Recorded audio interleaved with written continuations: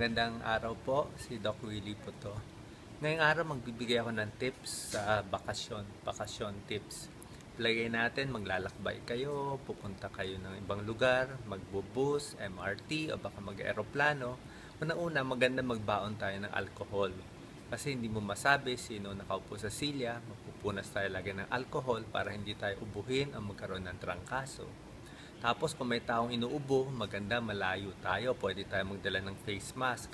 Kasi yung ubo, yung bacteria, kahit mga 12 feet away, pwede lumipat. So mag-iingat tayo.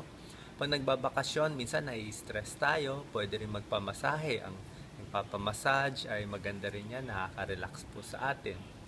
Pangatlo naman ay dapat kung may break, palagi natin hihinto yung bus, kailangan lalabas tayo, maglalakad-lakad kasi may tinatawag na sakit na DVT, Deep Venous Thrombosis, yung nagbubuo yung dugo sa paa.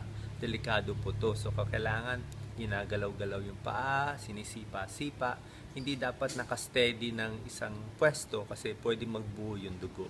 Yung ibang tao binibigyan ng aspirin.